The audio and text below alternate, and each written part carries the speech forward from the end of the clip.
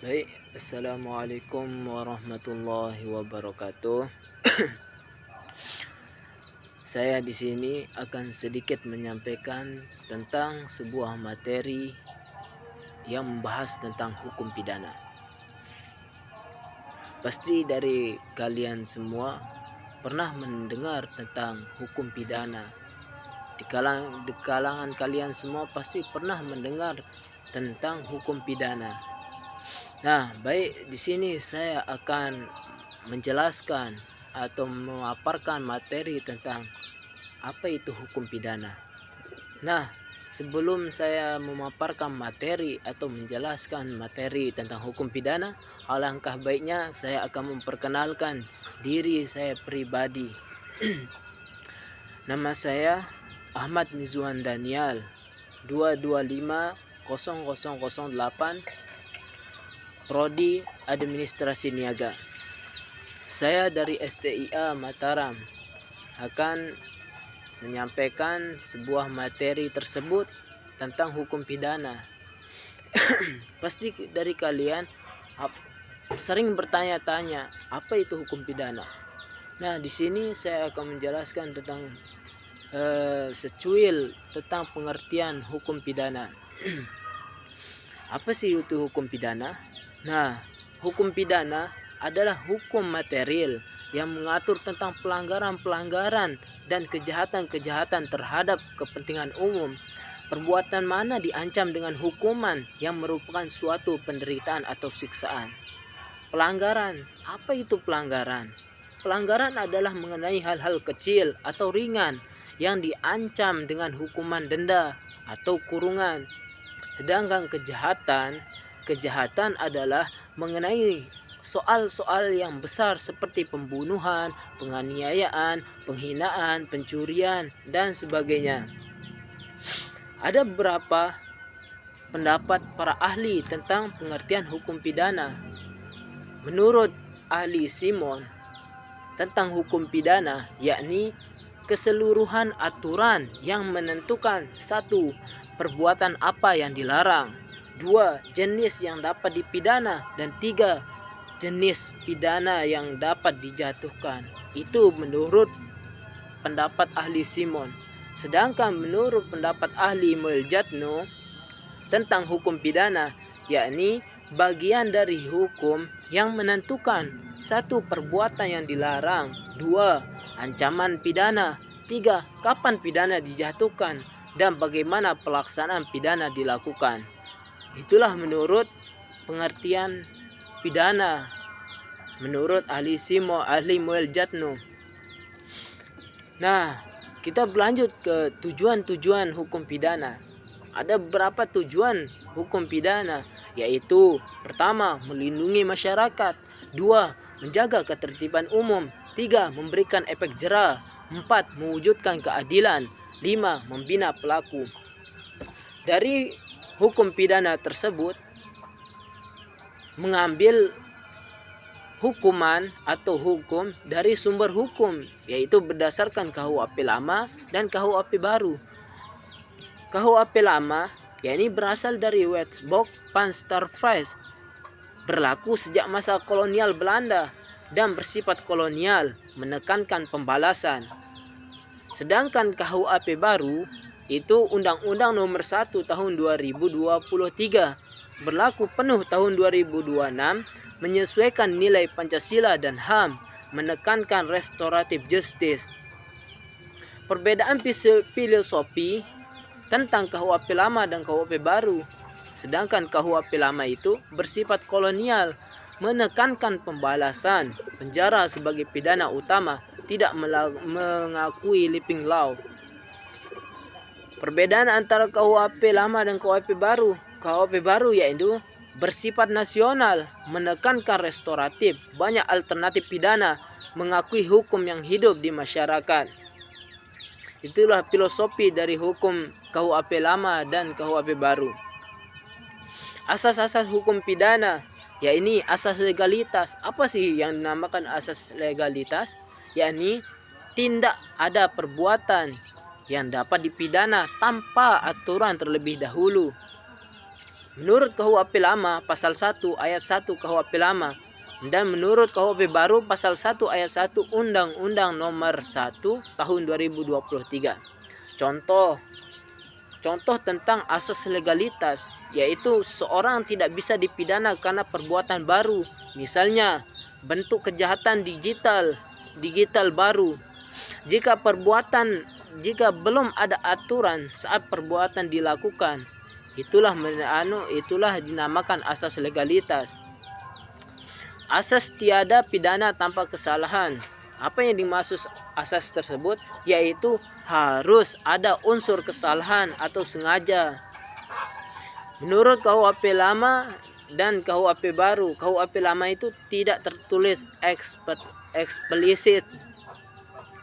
Sedangkan KUHP baru itu adanya di pasal 36 Undang-Undang Nomor 1 Tahun 2023. Contoh tentang asas tiada pidana tanpa kesalahan, yaitu orang-orang tidak sengaja menabrak karena rem blong tanpa kelalaian tidak dipidana.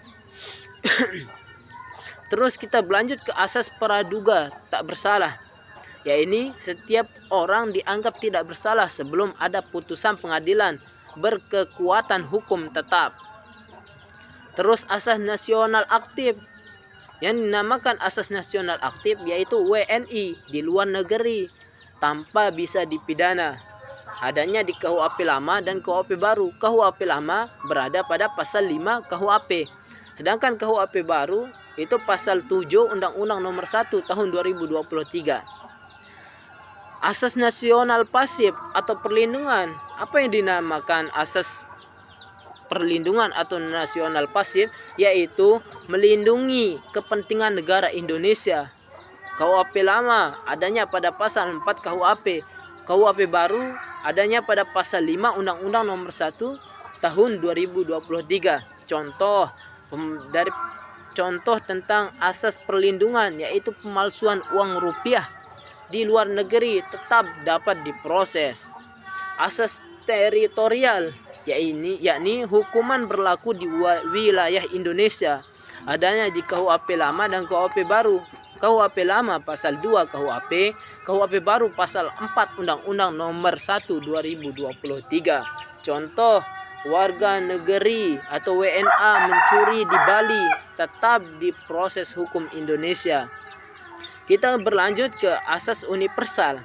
Apa yang dinamakan asas universal? Yaitu kejahatan tertentu dapat dihukum di mana saja, yaitu adanya di KUHP lama dan KUHP baru. KUHP lama itu berada di pasal 4 huruf D KUHP, sedangkan KUHP baru berada pada pasal 6 Undang-Undang Nomor 1 Tahun 2023. Berlanjut ke asas individualisasi pidana, yaitu hukuman disesuaikan dengan kondisi pelaku, adanya di KUHP lama dan KUHP baru. Disesuaikan dengan KUHP lama dan KUHP baru, yaitu tidak diatur tegas, sedangkan KUHP baru adanya pada pasal 54 Undang-Undang Nomor 1 Tahun 2023. Contoh dari asas individualisme pidana, yaitu pelaku pencurian dikarenakan kelaparan bisa mendapatkan hukuman lebih ringan dibanding pelaku profesional. Berlanjut ke asas kemanusiaan. Di sini saya akan menyampaikan tentang apa sih asas kemanusiaan, yaitu menghormati martabat manusia. KUHP baru pasal 52 dan pasal 54 Undang-Undang Nomor 1 Tahun 2023. Contoh dari asas kemanusiaan, yakni narapidana tetap berhak mendapatkan perawatan kesehatan yang layak. Terus asas keseimbangan, yakni menyeimbangi kepentingan pelaku atau korban masyarakat. Adanya di KUHP baru pasal 54 Undang-Undang Nomor 1 2023. Contoh dari asas keseimbangan, yaitu hakim mempertimbangkan kerugian korban dan kondisi pelaku sebelum kejatuhan hukuman. Asas restoratif justice, yakni fokus pada pemulihan bukan hanya penghukuman. Ada di KUHP baru pasal 51 Undang-Undang Nomor 1 Tahun 2023. Contoh dari asas restoratif, yakni kasus pencurian kecil diselesaikan dengan ganti rugi dan perdamaian. Asas ultimatum remedium, yaitu hukum pidana sebagai upaya terakhir. Ada di KUHP baru pasal 52 Undang-Undang Nomor 1 Tahun 2023. Kita berlanjut ke sistematika dari KUHP lama atau yang disebut warisan kolonial. Ini terdiri dari 3 buku. Buku pertama dari KUHP lama yakni menyangkut tentang aturan umum, ada di pasal 1 sampai 103 yang memuat asas dan aturan dasar hukum pidana. Buku yang kedua yakni tentang kejahatan, ada di pasal 104 sampai 488 yang membahas tentang memuat aturan mengenai tindak pidana berat. Buku ketiga yang membahas tentang pelanggaran, ada pada pasal 489 sampai 569 yang berkaitan tentang memuat aturan mengenai tindak pidana ringan. Lanjut ke sistematika KUHP baru, yakni Undang-Undang Nomor 1 Tahun 2023. Terdiri dari 2 buku. Buku pertama yakni membahas tentang ketentuan umum, memuat asas, aturan dasar dan penerapan hukum pidana. Buku kedua, tindak pidana, menggabungkan seluruh peraturan tentang kejahatan dan pelanggaran, dalam kurung menghapus istilah pelanggaran, serta memperluasnya ke dalam tindak pidana khusus. Ada yang dinamakan tindak pidana atau delik, perbuatan yang dilarang hukum, perbuatan yang bertentangan dengan undang-undang, dan perbuatan yang diancam pidana. Di sini kategorisasi perbuatan pidana, ada yang dinamakan dolus dan culpa. Apa yang dinamakan dolus? Yaitu disengaja atau sengaja, perbuatan yang sengaja dilarang dan diancam dengan pidana. Sedangkan culpa atau dinamakan alpa, perbuatan yang dilarang, diancam dengan pidana, yang dilakukan dengan tidak sengaja hanya karena kealpaan atau ketidakhati-hatian. Nah, di sini ada namanya delik aduan, diproses jika ada pengaduan korban. Contoh, perzinaan. KUHP lama ada di pasal 284, KUHP baru ada di pasal 411.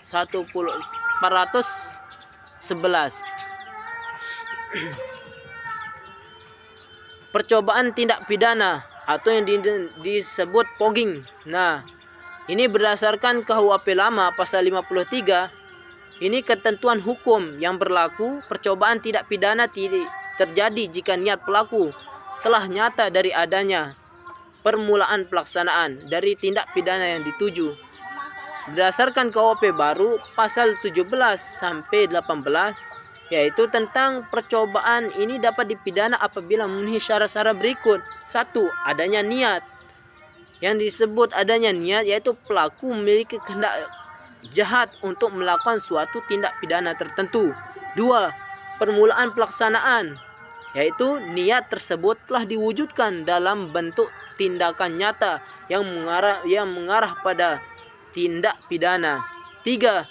Tidak selesai bukan karena kehendak sendiri, yaitu pelaksanaan tindak pidana tersebut gagal, tidak mencapai hasil, atau tidak menimbulkan akibat yang dilarang karena adanya faktor luar, bukan karena kesadaran atau kerelaan pelaku untuk berhenti.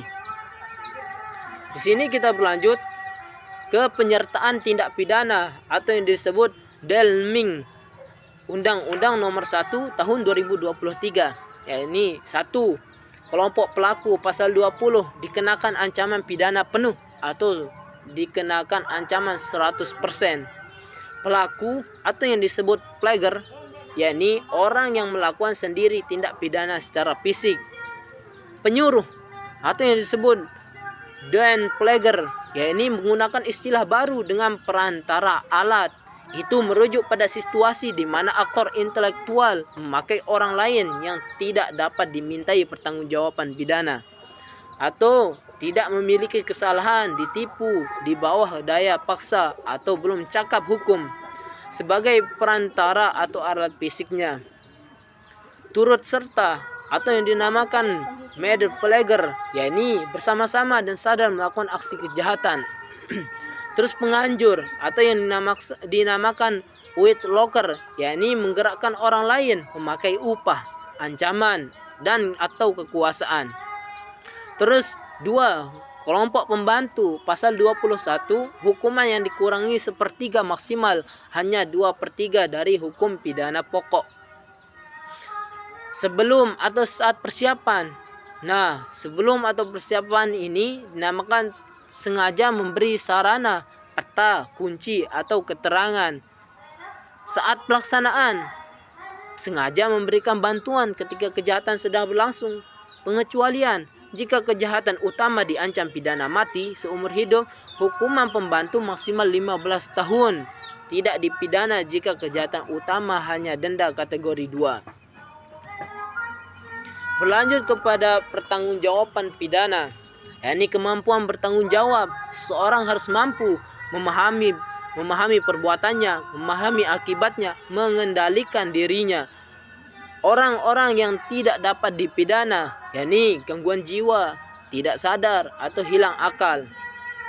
KUHP lama ada di pasal 44 dan KUHP baru ada di pasal 38. Ada alasan pembenar dan alasan pemaaf dari hukum pidana. Alasan pembenar yakni menghapus sifat melawan hukum.